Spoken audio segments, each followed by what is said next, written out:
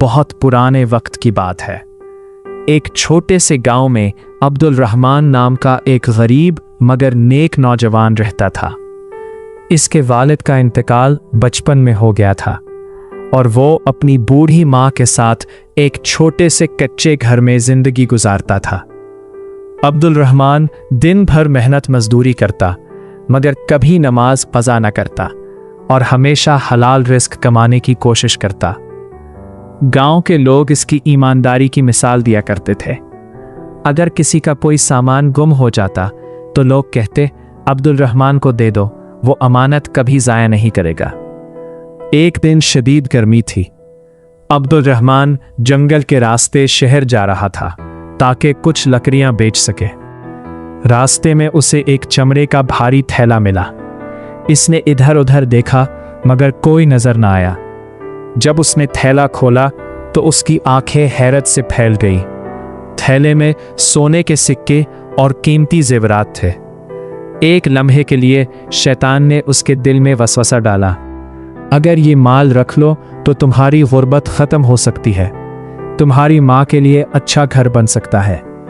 مگر فوراً اسے اللہ کا خوف یاد آیا۔ اس نے تھیلا بند کیا اور کہا، یہ میرا رزق نہیں، اللہ حرام مال میں برکت نہیں دیتا۔ وہ تھیلا لے کر شہر پہنچا اور لوگوں سے پوچھنا شروع کیا کہ کسی کا مال گم ہوا ہے۔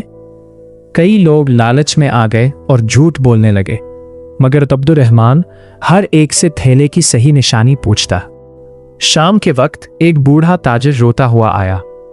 اس کی داڑھی گرد سے بھری ہوئی تھی اور وہ بار بار کہہ رہا تھا، اے اللہ میرا سب کچھ لٹ گیا۔ عبد الرحمن نے اس سے تھیلے کی نشانی پوچھی۔ تاجر نے بتایا، تھیلے کے اندر ایک سرخ کپڑے میں میری مرحوم بیوی کی انگوٹھی بھی ہے۔ یہ سن کر عبد الرحمن سمجھ گیا کہ اصل مالک یہی ہے۔ اس نے فوراً تھیلا اس کے حوالے کر دیا۔ بوڑھا تاجر حیران رہ گیا۔ اس نے کہا، بیٹا آج کے دور میں ایسا ایماندار انسان کہاں ملتا ہے، اس مال میں سے جو چاہو لے لو۔ عبد الرحمن نے مسکرا کر جواب دیا، مجھے صرف اللہ کی رضا چاہیے۔ تاجر کی آنکھوں میں آنسو آ گئے۔